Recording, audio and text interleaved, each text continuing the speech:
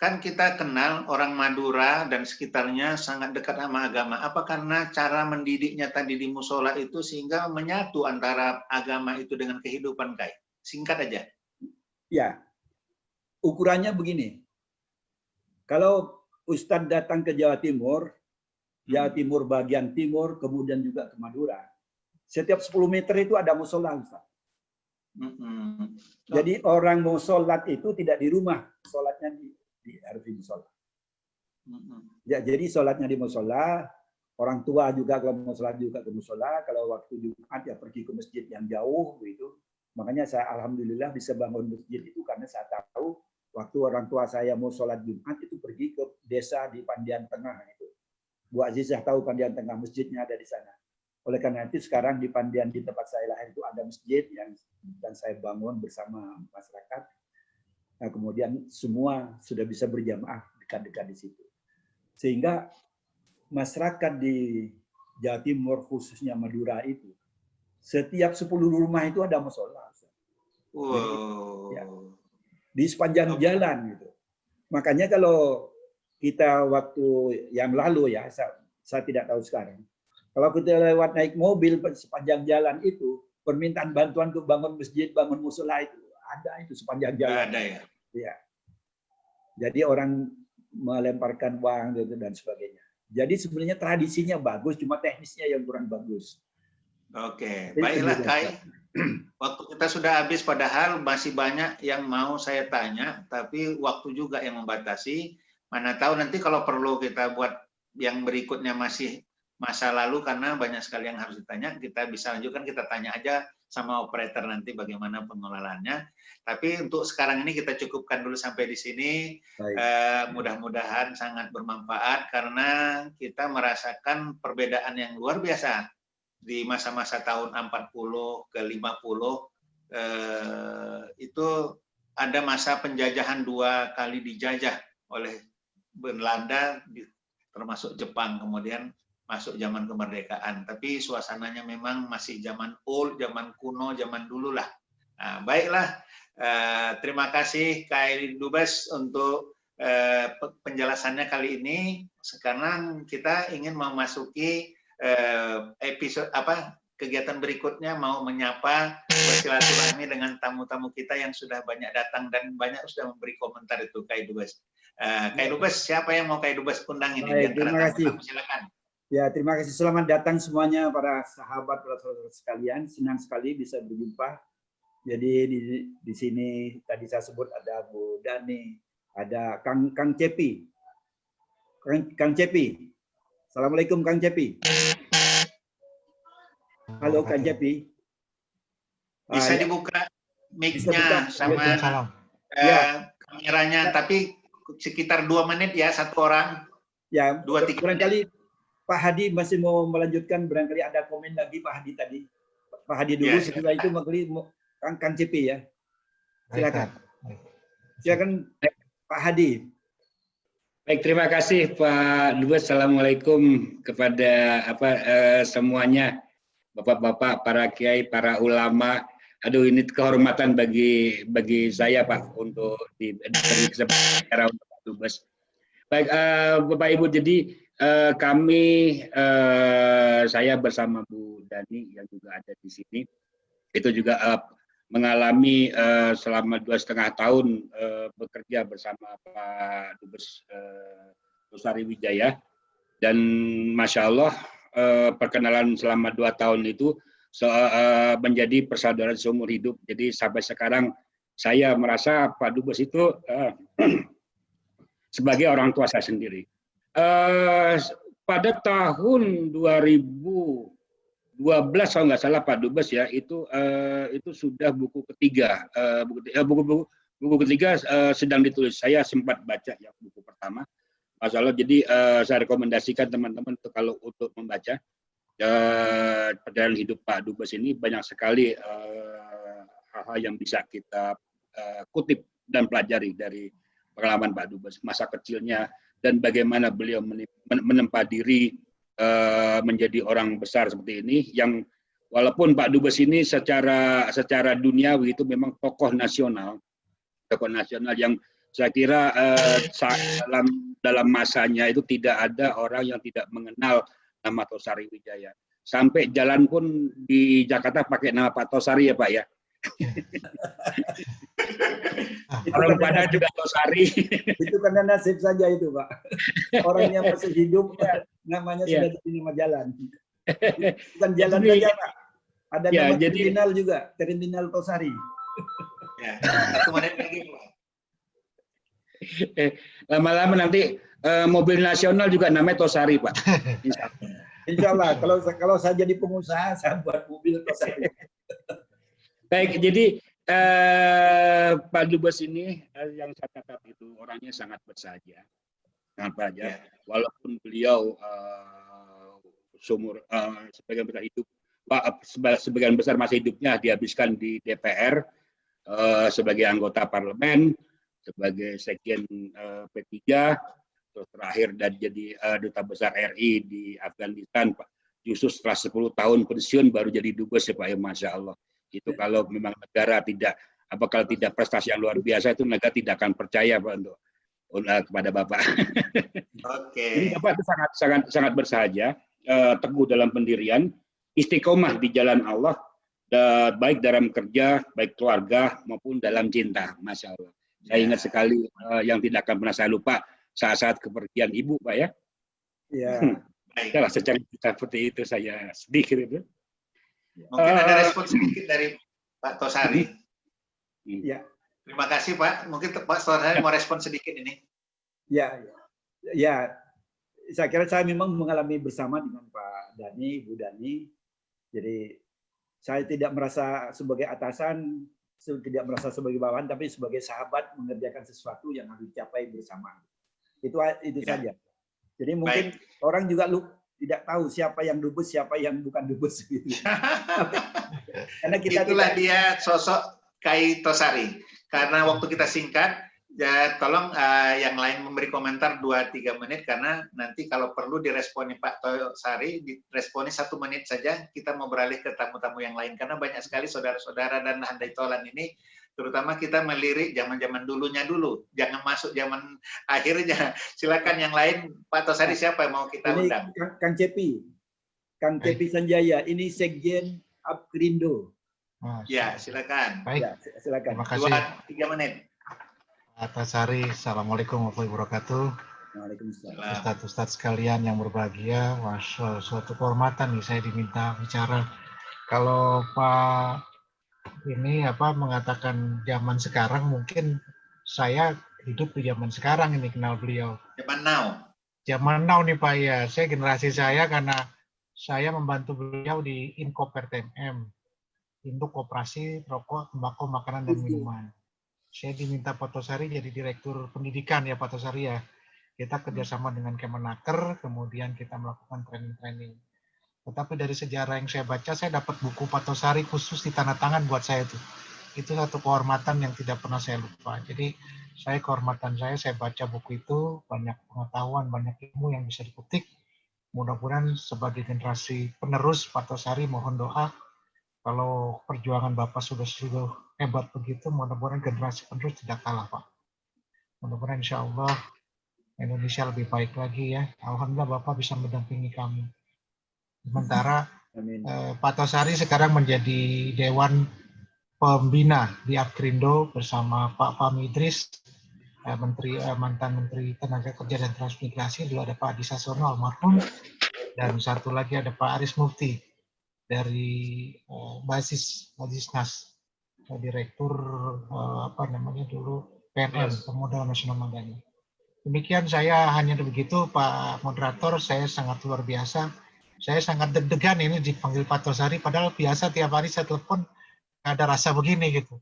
Apa ini banyak kiai, banyak ustadz gitu kan, jadi saya merasa yang muda ini jadi gitu juga. Banyak pemirsa di berbagai negara, di berbagai benua ini, luar biasa ini. Luar jadi biasa, kita bicara ini mungkin sendiri di rumah, tapi yang menyaksikan banyak. Bahkan namanya nih ngopi bareng, kata Pak Kai tadi, bayarnya masing-masing, karena menyediakan kopinya sendiri-sendiri. Ya, silakan Kai, apa mau diresponi 1 menit, kemudian mengundang yang lain, silakan Kai. Ya, jadi tadi Pak Hadi tanya, kok masih kelihatan tambah muda begitu, kata Pak Hadi. Saya katakan karena saya bertambah sibuk, lebih sibuk ketimbang saya jadi dubes. Oleh karena itu, dalam hidup itu tidak boleh ada kata pensiun, walaupun pensiunnya ditunggu. Jadi walaupun saya sudah pensiun, ada banyak kesibukan yang harus saya bangun dan tidak boleh berharap macam-macam kecuali keridhaan dari Allah. Dan insya Allah sekarang ini saya sedang memproses sebuah organisasi pondok pesantren yang kira-kira akan masuk di dalam lingkungan ini sekitar 26.000 pondok pesantren seluruh Indonesia. Itu satu. Dan nanti bersama Kang Cepi akan membangun kerjasama perdagangan dan investasi Indonesia Maroko. Dan itu sedang dalam proses. Dan kesibukan semacam ini yang menjawab pertanyaan kok tambah muda katanya. Jadi karena sibuk, jadi pikirannya terus kita wakafkan kepada umat sehingga kita mendapatkan doa dari banyak orang. Dan itulah cara hidup. Tidak ada kata pensiun dan tidak ada kata berhenti, tapi berhentinya ketika hayat berakhir. Mudah-mudahan harapannya adalah husnul khotimah. Itu saja. Baik. Ya Ustaz. Terima kasih Kai. Mungkin ada yang lain diundang? Ya, saya tidak tahu Fitri, barangkali ini anak saya yang tertua.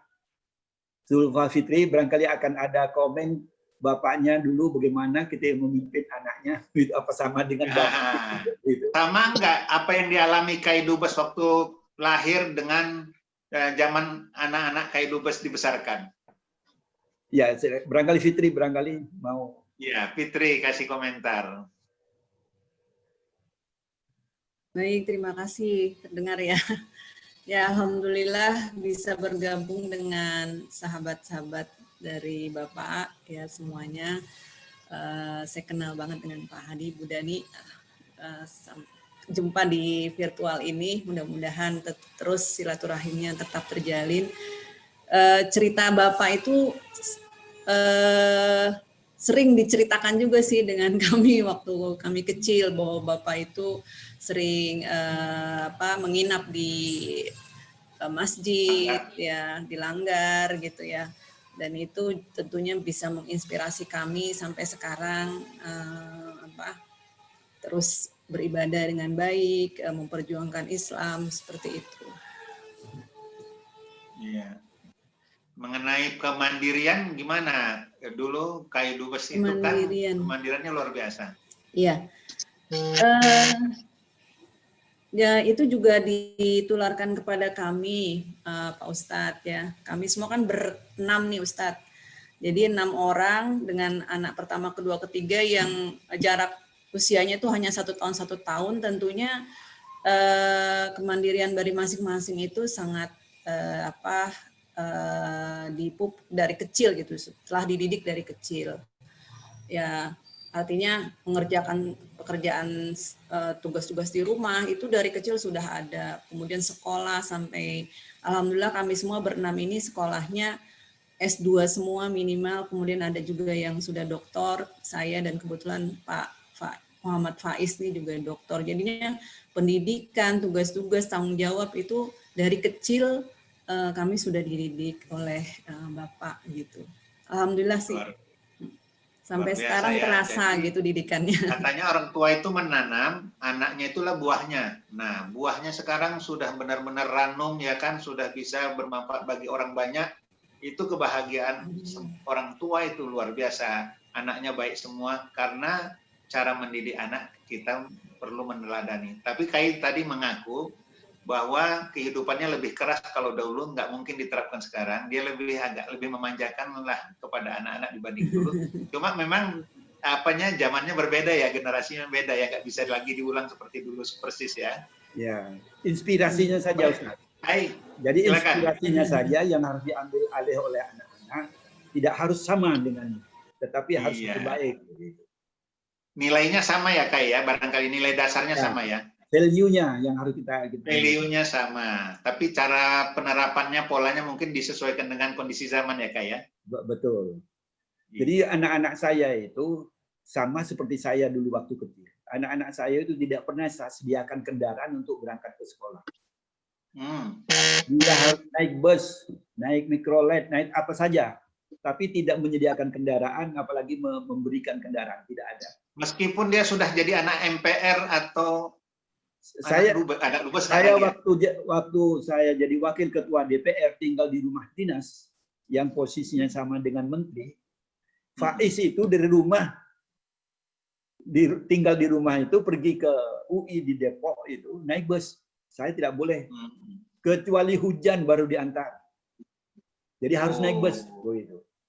Luar biasa. Memang memberikan kemandirian. Ya, alhamdulillah bahwa itu saya mengatakan berhasil karena anak-anak dari 6 itu semua S2 selesai, kemudian yang 2 bisa sampai di doktor dan mudah-mudahan segera menyusul yang lain.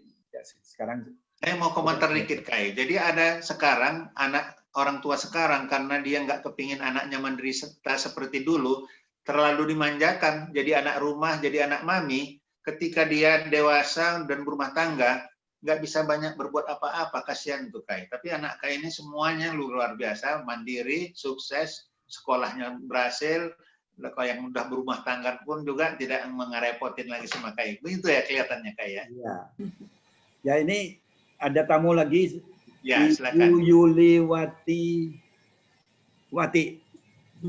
Ini dulu menjadi sahabat dari almarhumah ibunya Fitri. Iya. Sekarang bersahabat dengan anaknya, dengan Fitri. Itu. Mengurus sebuah organisasi wanita. Ya. Silakan komentar. Bu Yuliwati. Assalamualaikum warahmatullahi wabarakatuh. Waalaikumsalam. Mohon izin Pak Dubes dan Pak Moderator untuk tidak membuka karena sedang ada beberapa kegiatan yang tidak bisa dibuka ya. Mohon izin. Iya, oke. Terima kasih banyak Pak Dubes. Mbak Fitri, mohon izinnya. Mungkin ini kali pertama Mbak Fitri tahu ya. Iya. Saya kalau ingat Bunda Susi selalu nangis. Karena beliau support pertama saya di saat saya jatuh gitu. Itu jauh sebelum saya kenal Pak Dubes dan Mbak Fitri gitu ya. Sekitar tahun 2008, 2009 gitulah. Di mana saya saat itu sebenarnya di saat ambang keputusasaan gitu. Punya anak-anak kecil tapi harus berjuang. Bunda Susila jadi beliau tuh beda jauh banget antara Bunda Susi dengan Pak Tosari ya.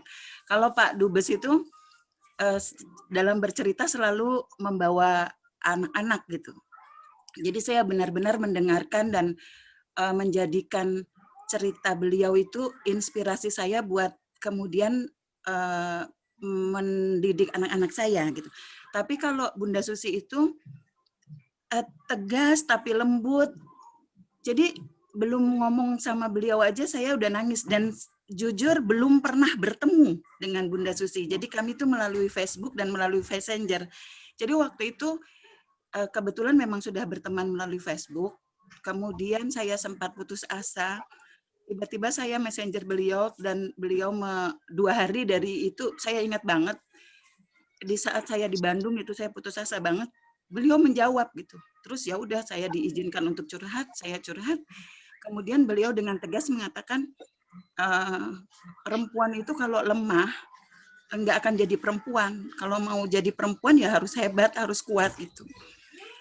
Kemudian kalau pikiran-pikiran seperti itu ya karena orang nggak punya kerjaan kata beliau itu karena kebetulan Facebooknya dihack orang jadi saya nggak bisa munculkan. Kalau bisa munculkan Messenger saya, aduh saya pengen banget munculkan supaya Mbak Putrinya, Mbak Fitri, Mbak Tita itu tahu bahwa ini loh ada orang yang di support, dimotivasi oleh Bunda tuh sampai sekarang mampu menghantarkan anak-anak yang alhamdulillah juga sudah sarjana semua dan alhamdulillahnya di sekolah-sekolah yang bagus juga gitu. Ya, anak saya lulusan UI dan lulusan UIN psikologi gitu. Alhamdulillah.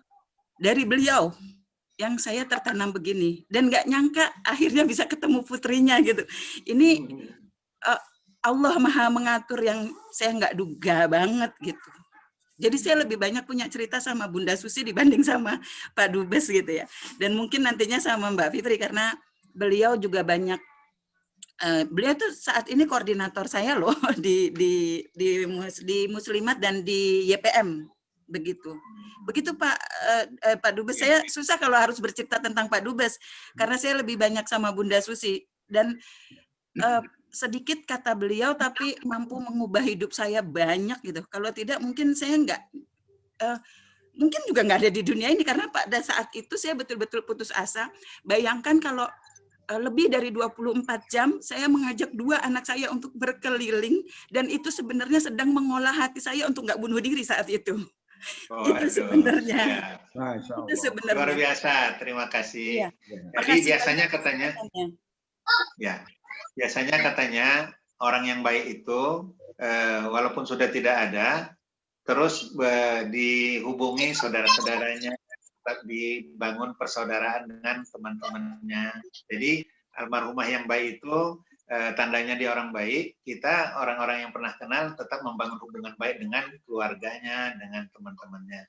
Pak Tosari mungkin mau ngasih respon sedikit, silakan. Mungkin iya. Yang lain setelah itu. Itulah sebenarnya perjalanan hidup keluarga saya. Jadi kita pakai teori diplomat saja. Jadi makin berjuta-juta teman yang harus kita bangun dan sekecil-kecilnya punya musuh. Ya. Itu teori diplomat itu. Jadi iya. Persisnya gini, teorinya. Sejuta teman masih sedikit, satu musuh banyak sekali, kira-kira gitu. Ya, kalau di diplomat mengatakan a million friends, zero enemy. Gitu. Iya. Nah, jadi akhirnya kita bersahabat dengan semua teman siapa yang kenal kan baik.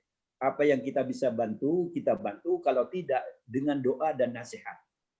Nah, itulah sebenarnya yang mengikat kita, kemudian silaturahim, dan insya Allah itu yang akan memperpanjang umur kita.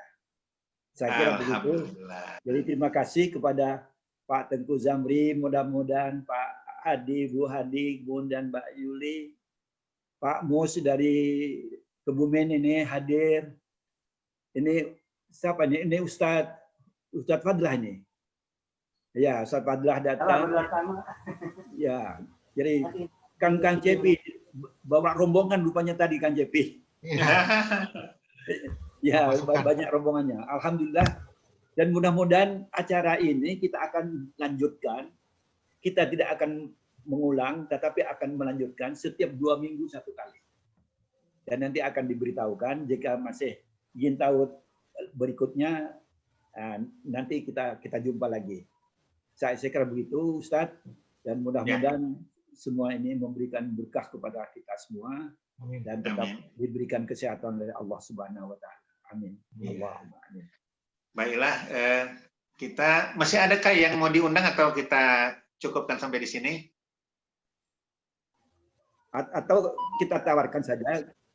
Oh ya, ini sahabat saya lama, Ustadz Muhammad Nur. Monggo, Ustadz. Udah ada ya, silakan. Masih ada, alhamdulillah. Assalamualaikum silakan Ustadz. warahmatullahi wabarakatuh. Waalaikumsalam. Waalaikumsalam. Pak Dubes Tosari yang saya hormati, yang budiman, semua partisipan dari kita pada hari ini. Saya mendengarkan ini dapat beberapa pengalaman baru untuk saya. Pengalaman baru yang pertama itu adalah kebesaran jiwa anak-anak pada waktu itu terhadap sesama teman habis berantem, selesai, temanan lagi gitu. Kalau anak-anak sekarang kan beda sekali ya, berantem malah perang-perangan dan seterusnya, nggak seperti sekarang. Dan ini saya melihat tercermin juga waktu itu tentunya mereka masih belum dewasa, tapi ketika dewasa aktif di dalam dunia politik, saya melihat ketika para pemimpin kita berdebat di konstituante, begitu panasnya, begitu hebatnya, geprak meja dan segala macam, terutama kata antara satu pihak mempertahankan dasar Islam dan pihak yang lain nasionalis dan malah ada yang komunis terusnya. tetapi ketika di luar sidang mereka ngopi bareng gitu. Jadi sudah tidak dibawa keluar gitu. Malah satu waktu itu Pak Natsir dari Masumi pernah habis berdiskusi hebat dengan Aidit itu di parlemen, nonton bareng. Pak Nasir naik sepeda, dia memboncengin Pak Nasir. Itu. Jadi kedewasaan mereka itu memang sekarang sudah jauh berbeda. Iya. Yang kedua, saya juga menimba ilmu ini berkaitan dengan surau tadi atau langgar. Sepanjang pengetahuan saya selama ini, yang ada kehidupan langgar itu hanya di Sumatera Barat. Langgar itu surau. Karena di Sumatera Barat itu juga, sekarang saya baru tahu rupanya di kampung Pak Tosari juga ada kehidupan. Jadi di surau itu, ketika saya membaca riwayat hidup daripada tokoh-tokoh Minang, Buya Hamka, Jugo Salim, Natsir, dan sebagainya itu, mereka itu memang umur anak-anak kira-kira 6-7 tahun itu sudah, dalam tanda petik, kalau tidak di rumah sudah aib itu. Jadi mereka ke surau, pagi setelah salat subuh baru pulang. Ya, betul. Tetapi di dalam surau itu, barangkali ada persamaan juga dengan di kampung Pak Tosari, mereka itu mengaji di surau, terutama mengaji kitab kuning. Mengaji kitab kuning dan belajar bersama, tentu ada ustadznya. Barangkali itulah kelebihan mereka itu mampu membaca kitab-kitab kuning pada waktu itu. Lalu juga selain itu mereka juga belajar bela diri. Nah, bela diri itu mereka juga belajar. Jadi orang tua kita dulu tuh masing-masing punya ilmu bela diri itu. Ada yang silat, ada yang ini, ada yang itu dan sebagainya. Nah ini juga sekarang ada satu tulisan dari seorang sastrawan Minang, Anafis namanya, menulis buku Rubuhnya Surau di Minang. Artinya kehidupan itu sudah berbeda. Lalu hormat pada guru, Pak Dubes.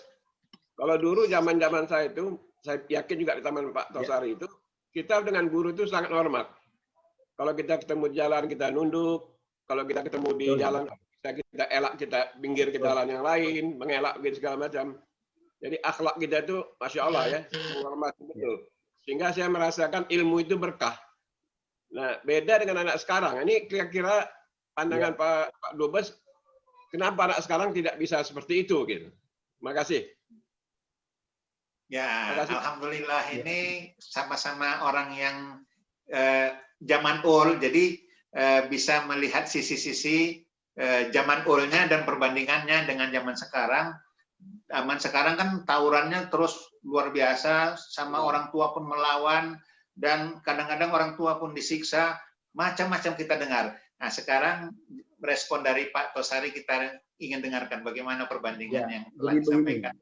Saya kira sama pengalamannya dengan Pak Muhammad Nur. Barangkali juga usia saya paling tua saya sedikit begitu. Dari Pak 12 tahun bedanya. 12 tahun.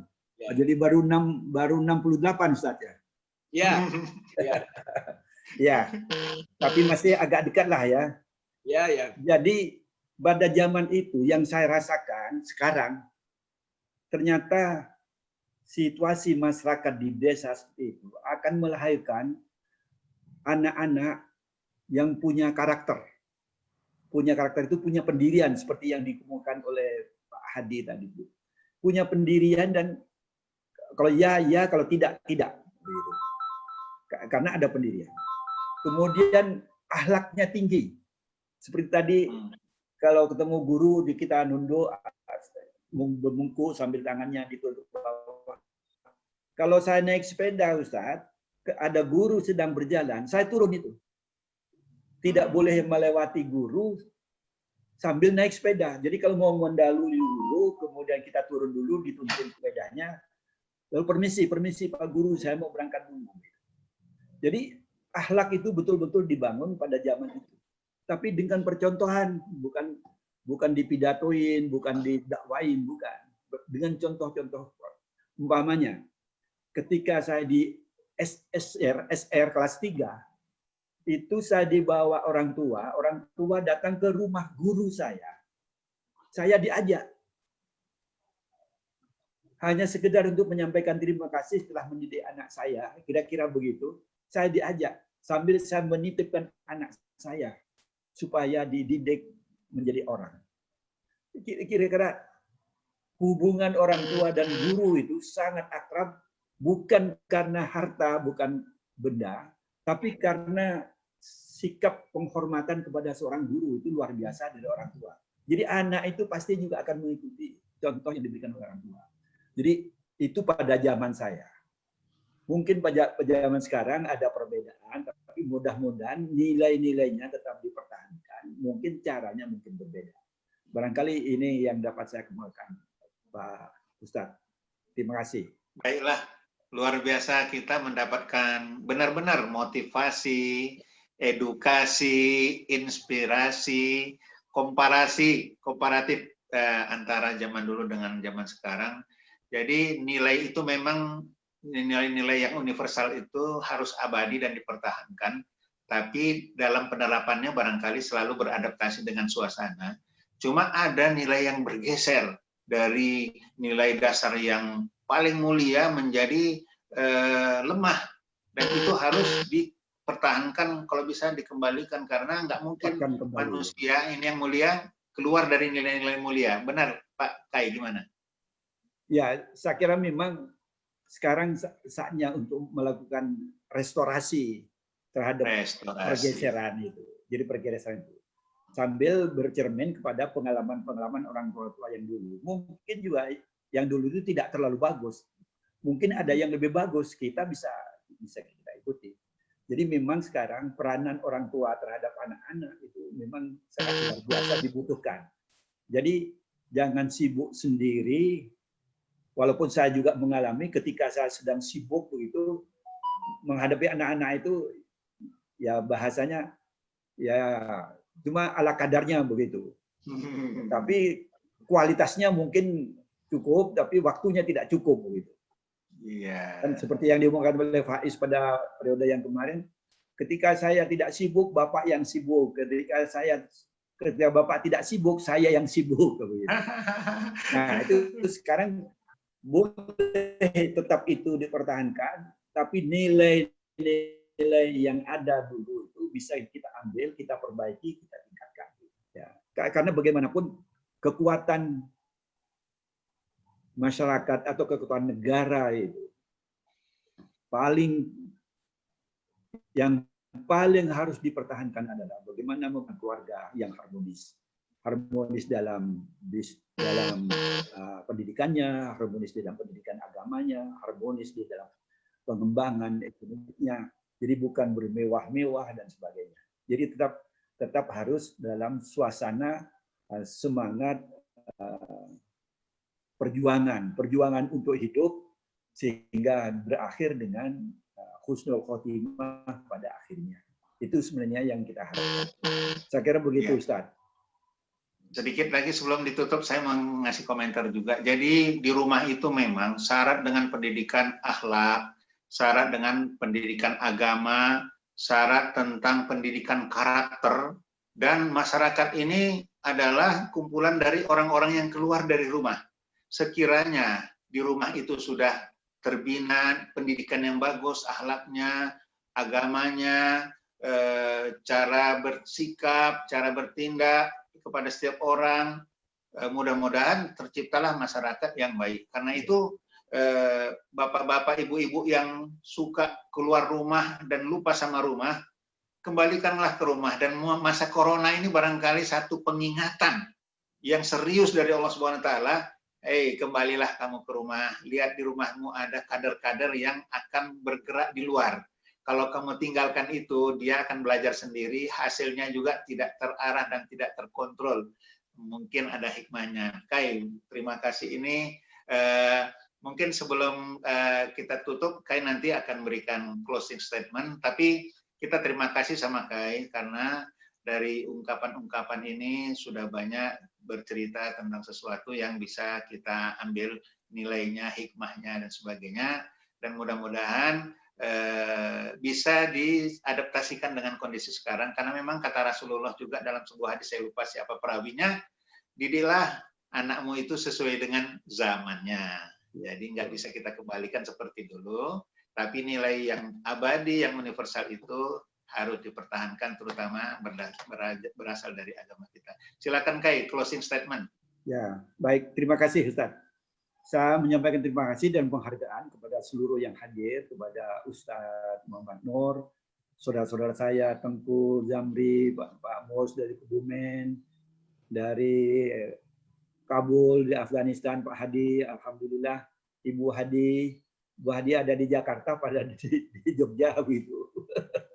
Bu Dhani, dan dari Keraksan ini juga ada, dari Probolinggo ada, ya semua yang hadir, mungkin yang tidak saya lihat, jadi menyampaikan terima kasih penghargaan, dan sekali lagi saya ingin menyampaikan, ini baru episode pertama, kemungkinan akan menjadi sebuah video nanti dibagi-bagi. Jadi akan bisa dinikmati juga lewat video yang sedang diproses oleh kru kita. Dan yang akan datang, insya Allah kita akan masuk kepada episode kedua. Episode kedua itu kita mulai pindah dari desa ke kota. Apa yang akan terjadi di kota, mari kita tunggu 2 minggu yang akan datang. Terima kasih. Sampai jumpa di udara ngopi bareng Kiai Dubes Tausari Wijaya. Sekian, wassalamualaikum warahmatullahi wabarakatuh. Tapi bayarnya masing-masing atau buatnya sendiri-sendiri.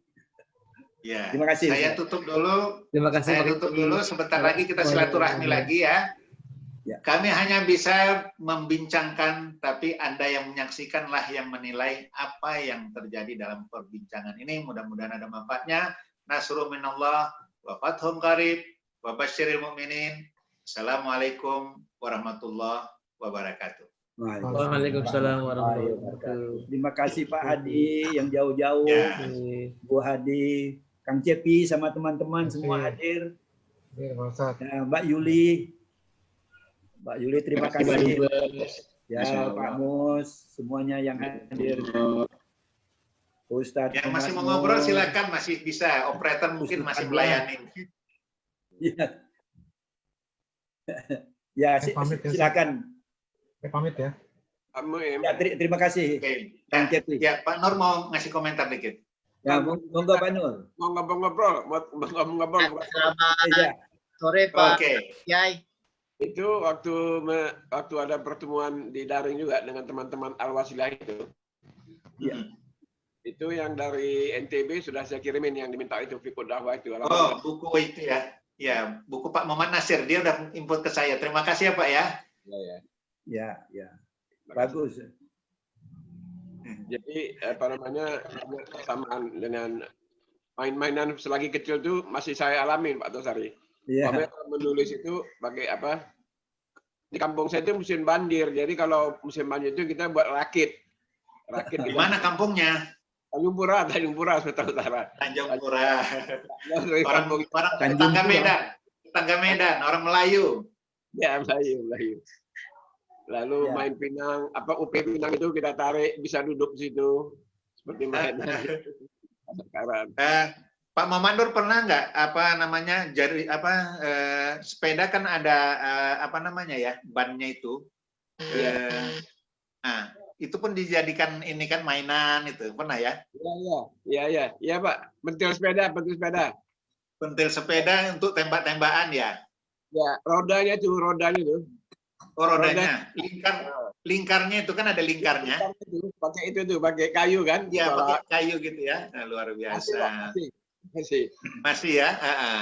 Terus main kertas rokok dijadikan mainan ya? Oh ya, iya betul. Masih ngalamin. Masih ya, karet yang di tangan itu. Kalau dikenang indah waktu masa yang dulu ya, dari sekarang lebih indah. Ya. Tapi semuanya itu banyak yang atas inisiatif kita, bukan main beli ya. Sebagian memang beli, sebagian cari. Ada cerita beli itu Pak, kita harus inisiatif sendiri.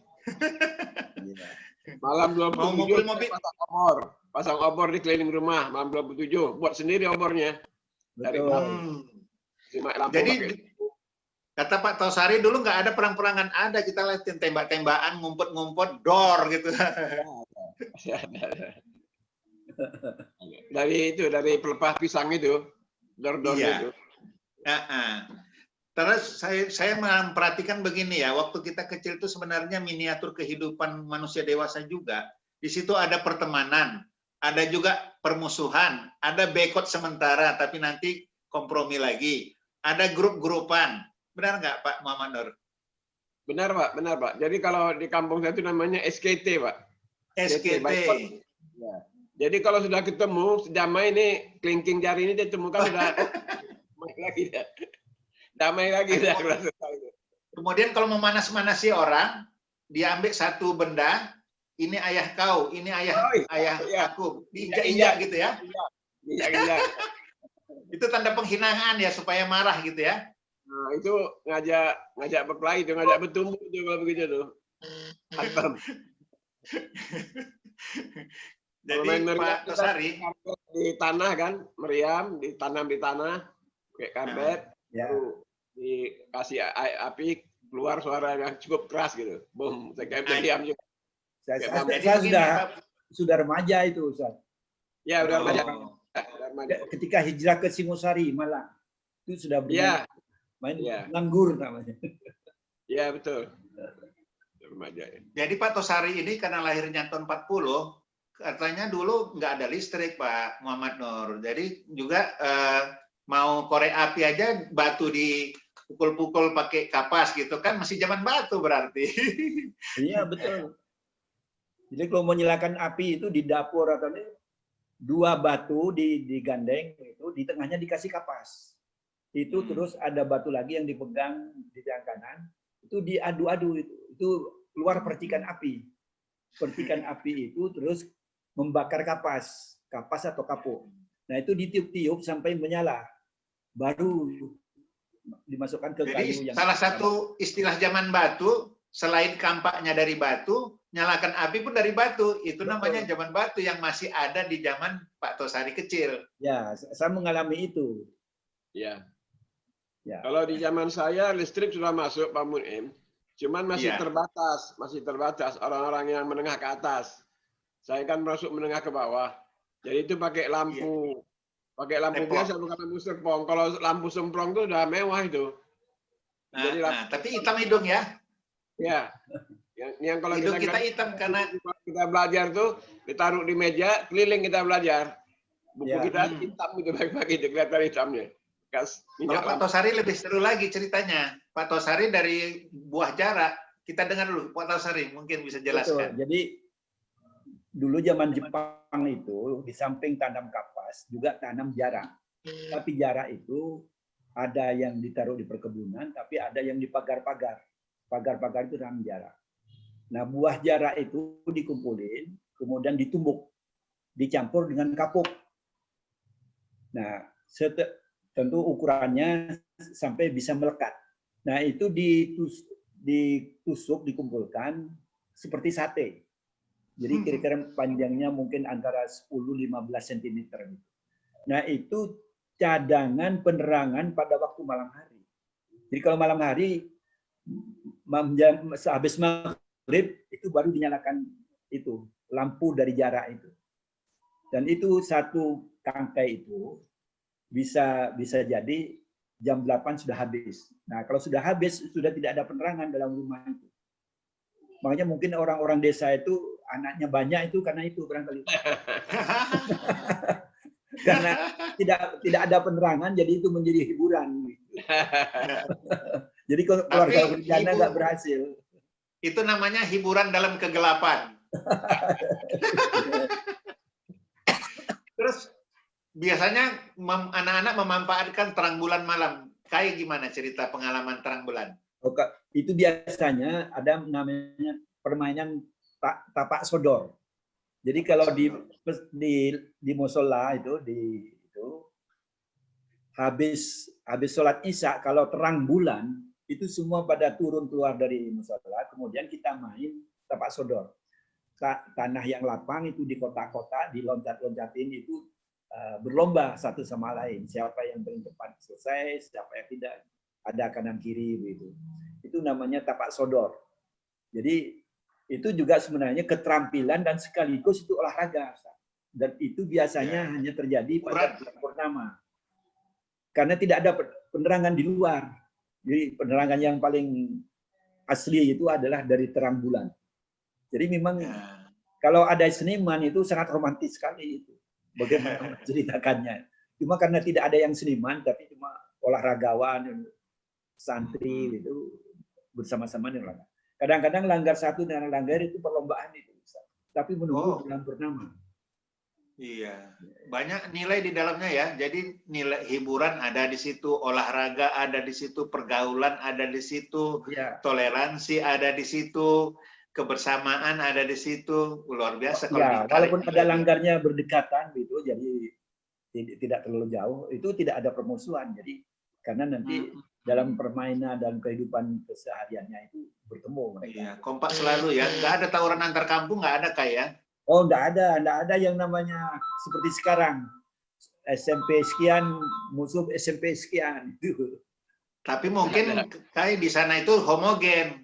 Sukunya sama, agamanya sama, kemudian orangnya pun bersaudara. Betul, dan dia tolong-menolongnya tinggi. Tinggi. Mungkin kita tanya Pak Muhammad Nur nih, pengalaman di kampung beliau dulu waktu terang bulan gimana? Ya sama Pak, kita mengambil waktu terang bulan itu suka keluar malam-malam, tapi kadang-kala di antara kita nyolong tebu Pak, malam-malam Pak. Sama itu. Sama nyolong timun, nyolong timun, tebu, jadi malam-malam ya. kelihatan. Mangga kebunyan Kiai juga diambil. Iya. Jadi pesannya Pak Ustadz Uwas itu, kalau udah dewasa masih hidup, datangilah yang punya rumah, minta izin. Kalau perlu dibayar, katanya. Gimana Pak Muhammad Nur? Udah pernah minta izin? Ini orang tua saya minta izin belakangan Pak, setelah dewasa. Tapi sebelumnya orang tua saya, tahu dia saya berlaku gitu, dia udah minta izin sama orang sebelumnya. Nggak perlu bayar ya? Kalau ambil 3 bayar 1, gimana? Pernah? Pernah. Itu zaman mahasiswa, Ustaz. Oh, mahasiswa ya? Zaman mahasiswa. Saya waktu di Sungosari itu kan naik kereta api ke Malang. Dari Malang kan kita berjalan kaki ke tempat kuliah atau sekolah. Itu sambil menunggu kereta api datang, kita mampir ke sebuah warung yang itu tanpa hitungan itu. Jadi anak-anak mahasiswa itu makan aja seenaknya, minum seenaknya. Begitu dan bayar, begitu. Terus tinggal tanya berapa? Kalau yang dimakan 5, 2 kue, 1 minum. Tinggal itu aja yang dihitung. Kalau minumnya 2 kali tetap aja bilang 1. Kuenya makan 5 dibilang makan 1. Nah, pertanyaannya, apakah sifat itu terbawa nggak setelah besar? Tidak. Karena ini memang situasional begitu. Situasional karena memang sedang menunggu kereta api mau berangkat. Kadang-kadang ada juga yang nakal itu. Belum bayar dia sudah kabur karena kereta api datang. Nembak. Istilahnya nembak ya? Iya, kabur. Kabur. Kalau di Medan istilahnya nembak itu. Iya, nembak. Pak Zamri, ada cerita Pak Zamri. Satu lagi, kalau sebelum kita bubar ya. Bagaimana dulu pembinaan silaturahim antar saudara, saudara paman, saudara ibu, kan itu akrab sekali dulu. Oh, dekat ya, betul. Walaupun dengan jalan kaki, orang tua itu mengajak ke rumah saudara. Kadang-kadang bermalam. Kemudian saudara datang, itu tidak ada masalah. Tidak kayak sekarang ini terus terang aja. Sekarang saya ke rumah saudara itu ke luar kota gitu. Saya mau nginep di hotel mana, kan begitu sekarang. Nah, dulu nggak ada ceritanya mau nginep di mana. Pantang. Begitu datang ke rumah saudara, yang nginepnya di situ. Apakah di tempat tidur atau di bawah tempat tidur hanya pakai tikar gitu. Nah, ada istilah karpet, jadi tikar. Dan wajib makan. Oh, kalau belum makan belum boleh pulang, Ustaz. Boleh pulang. Kadang kalau nggak sempat singgah ke rumah tetangga, nginap di tempat tetangga pun tetangga mewajibkan makan ya. Lagi, iya. Kalau rumah saudara kita ada 3, kita berhenti di rumah 3 itu, 3-3-nya makan. Itulah luar biasa. Sama ya Pak Muhammad Nur? Sama Pak, sama. Ya, saya kira memang jadi mudah akar budaya kita memang gotong royong itu benar. Asal jangan dipolitisir. Ya, jadi gotong royong. Kalau istilah politisir, kita tanya Pak Tosari lah kenapa terjadi. Ya. Bapak ada 25 tahun di sana. Lalu kepentingannya sudah berbeda, Ustaz. Ya, kepentingan. Tapi di dalam kita dialog kita nggak sempat seluas ini karena waktunya terbatas. Tapi Ya. kalau di sini kita bisa lebih lagi. Ya, tadi Tengku Zamri tadi mau angkat tangan. Barangkali ada yang ingin. Ya, boleh juga. Pak Muhammad Nur, terima kasih ya Pak Muhammad Nur. Pak Kiai. Ya. Assalamualaikum Pak Kiai. Waalaikumsalam warahmatullahi wabarakatuh. Ini orang Aceh yang ada di Bogor ini. Terima kasih Iya. Pak Kiai juga para ajengan semuanya yang bergabung di hari yang mulia ini. Sangat tertarik apa yang disampaikan oleh Pak Kiai Sriwijaya. Kebetulan beliau ini adalah senior saya dulu. Ini banyak persamaan-persamaan. Ternyata Aceh, Jawa, proses sosial masyarakat itu sama. Semua disebutkan oleh Pak Kiai itu sama. Masalah nyolong semuanya. Saya di Aceh paling ujung, Pak. Saya Aceh Selatan tempat Tuan. Saya proses ke Jakarta ini sama. Saya proses Jakarta, kebetulan saya dulu ketua PW IPNU Aceh. Jadi hijrah ke Jakarta. Kawin sama orang Bogor. Jadi apa yang sampai pakai tadi luar biasa, tapi saya hijrah ke Jakarta ini tahun 96, tapi sebelum itu saya sudah balik ke Jakarta. Jadi saya udah lama kenal Pak Kiai Sriwijaya ini. Udah berapa puluh tahun nggak ketemu, baru 2 minggu kemarin kita ketemu. 2 minggu kemarin kita ketemu satu rami, salah satu tokoh NU muda juga itu Pak Ilmu Madiah. Kita bersilaturahmi ke Cibubur. Jadi pas 2 minggu lalu sudah sekian tahun, sudah sekian puluh tahun kita nggak ketemu. Ketemu dulu waktu saya masih di PP IPNU, beliau di DPR sering silaturahmi kita semuanya. Setelah itu beliau langsung keluar jadi duta besar. Jadi kita pisah. Jadi 2 minggu ini luar biasa. Yang pasti saya mengucapkan alhamdulillah segar bugar waktu kemarin kita ketemu Pak Jamri berapa umur? Pak Kiai berapa umur? Perkiraan Jamri dengan yang Jamri jauh beda. Ternyata beliau 80 tahun umurnya. Saya 53. Tapi wajah itu sama. Luar biasa. Jadi dengan pertemuan ini saya mengucapkan semoga Pak Kiai waktu apapun tetap istiqomah terus. Saya juniornya, beliau ada senior banyak menyuruh saya selama ini. Oleh karena itu ke depan kita terus silaturahmi, kita terus saling berbagi pengalaman. Saya di Aceh paling ujung luar biasa. Nanti saya juga saling menceritakan nanti bagaimana proses saya dari Aceh ke Jakarta. Itu aja Pak Kiai. Terima kasih. Wassalamualaikum warahmatullahi Kita catat wabarakatuh. Ustaz ya, nanti kasih kesempatan untuk cerita bagaimana hijrahnya orang Aceh ke Jakarta. Iya Pak Kiai. Ya. Kita dalam forum ini juga berbagi pengalaman supaya Betul. saling mengisi. Oleh karena itu moto kita adalah forum ini merupakan forum informasi. Jadi saling forum informasi, kemudian menjadi inspirasi. Iya. Jadi apa yang kita kemukakan menjadi inspirasi, kemudian menjadi motivasi. Iya. Nah, menjadi aktivitas, membangun aktivitas gitu. Kemudian yang terakhir menjadi entertainment, hiburan. Iya, hiburan. Iya. Jadi ini Pak Kaidubas, ini memang bagus diabadikan juga karena ini kebiasaan-kebiasaan zaman dulu, kemudian nilai-nilai zaman dulu yang sampai sekarang ada yang diabadikan, ada juga yang sudah dimodifikasi, sehingga kita tahu perjalanan sejarah bangsa ini dan dengan jelas, dengan terang yang diceritakan oleh orang yang mengalaminya sendiri. Ya, tidak dengar-dengar, tidak melalui riset-riset, tapi sendiri orangnya bercerita apa yang dialaminya. Ini original, asli, natural. Mudah-mudahan bermanfaat. Gimana, Kai? Kita bisa tutup ini sudah.